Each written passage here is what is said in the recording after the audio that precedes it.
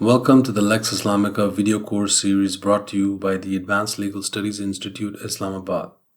This course, Islamic Law of Finance and Commerce, is the second course of this series. This is the introductory video to the course. Islamic Law of Finance and Commerce is a vast topic and will require further sections. The first section or playlist of the course will be about the principles of Islamic finance and commerce, and we will start with the riba. The breakdown of the complete course into multiple playlists will be elaborated here. Let's begin.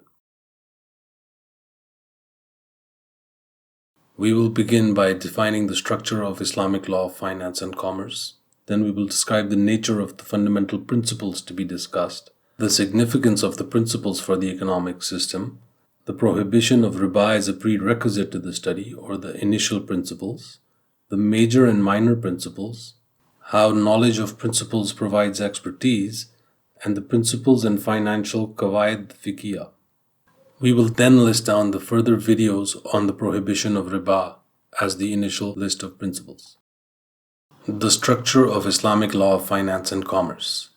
The Islamic law of finance and commerce is a subject that is made up of many parts. The rise of Islamic finance, banking, and Takaful has added to the structure of this discipline. In our view, for the sake of simplicity, we may divide the discipline into the following parts: the foundational principles of Islamic finance and commerce, the contracts employed in Islamic finance and banking products, the practice of sukuk or Islamic substitutes for bonds, the practice of takaful or Islamic insurance. The first principle under the first of these parts is the principle of prohibition of riba. This is a comprehensive topic in itself. To avoid cluttering up the entire description, we have separated this topic so that it can be dealt with as an independent introductory series. The present video is not only an introduction to the prohibition of riba, but also to the nature of the principles of which it is a part. As can be seen in the diagram, the complete playlist for the course will be called Islamic Law of Finance and Commerce. All the videos related to this course will be included in the main playlist, where each video will have a prefix code to identify which group or section it belongs to.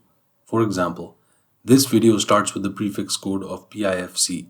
This is so because this is the first video for the principles of Islamic finance and commerce. The PIFC videos will also be grouped separately into their own playlist for independent viewing. The first 10 videos about principles will deal with riba.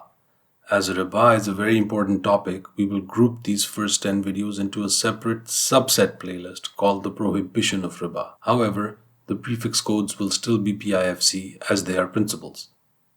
This will become clearer as the course grows over time. In short, the divisions are being created to enable viewers to study the major topics independently. The nature of the fundamental principles to be discussed.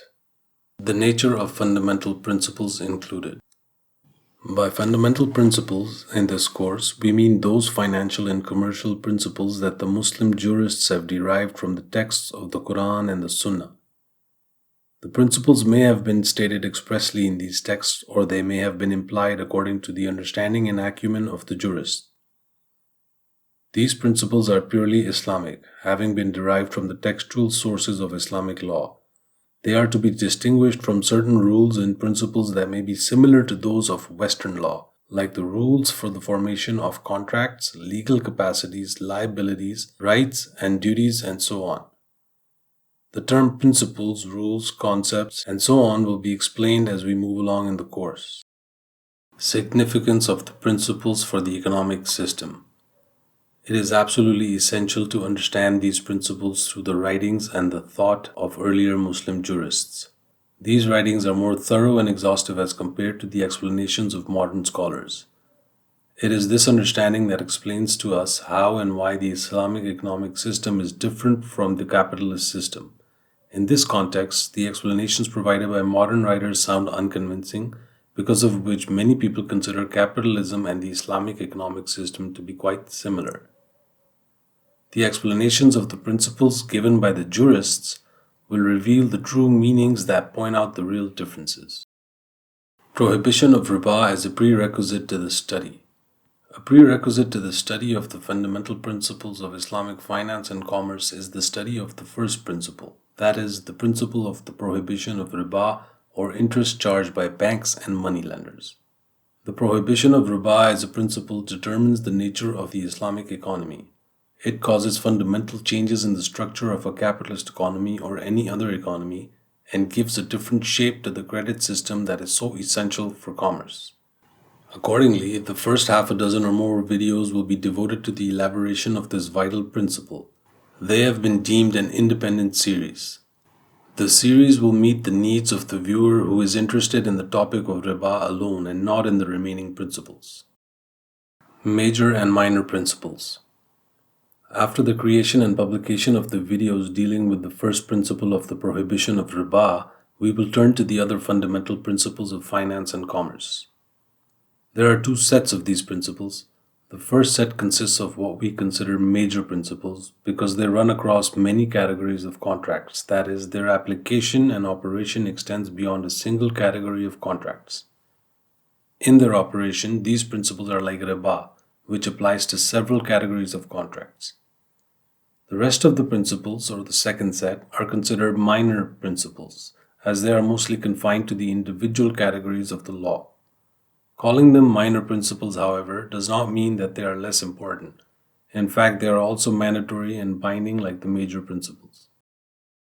Knowledge of principles provides expertise. The major and minor principles taken together will cover the entire field of Islamic commercial and financial law. We can state confidently that anyone who understands these principles and studies them in some detail will not only master what the earlier jurists have said about matters of commerce, but they will be able to analyze the transactions undertaken by Islamic banks, including the legal standards proposed by financial institutions. It is to be noted that developing expertise is all about creation of rules from principles and the application of rules to facts. Those who study Islamic finance and commerce usually get involved in details without having an understanding of the Islamic principles. Having prior knowledge of the principles facilitates understanding of Islamic commercial law. This means that the viewer who studies them is equipped to study not only Islamic finance and banking, but also the Islamic law of contract in general. Principles and financial qawaid fiqhiyah. The teaching of the qawaid fiqhiyah, or Islamic legal maxims, pertaining to commerce and finance is not the main objective of this course. Nevertheless, each principle that we consider and examine in this course may be a legal maxim or may be directly related to an important financial legal maxim.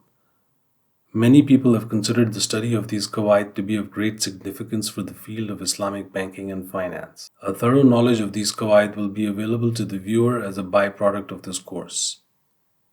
A study of the principles, which usually have a wider application than certain legal maxims, will sharpen the understanding of the financial legal maxims along with the understanding of other important rules. Videos on the prohibition of riba.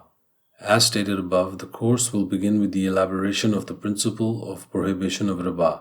The viewer may wish to know that this elaboration will be covered in the following videos. First video, the concept of riba according to the Muslim jurists. This video will explain the meaning of riba in all its details as has been expounded by the Muslim jurists. Once understood, the viewer will be able to compare these ideas with those of modern scholars on the subject. Second video, the flawed interpretation of the texts of riba by modern scholars.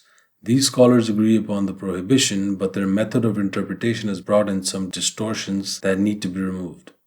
Third video, the definition of riba in fiqh literature. Once the juristic definitions are examined, a more comprehensive definition will be provided for modern times.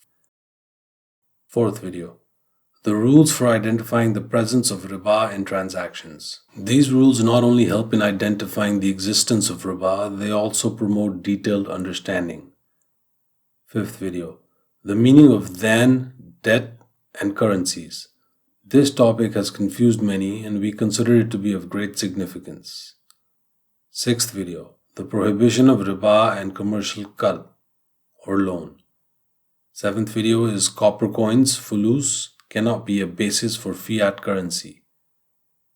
Next video is the prohibition of riba in currency transactions. And the last video will be the impact of the prohibition of riba. The impact on a modern economy will be assessed. Lists of the remaining major principles after riba as well as the minor principles will be mentioned as we move along in this important course. Thank you.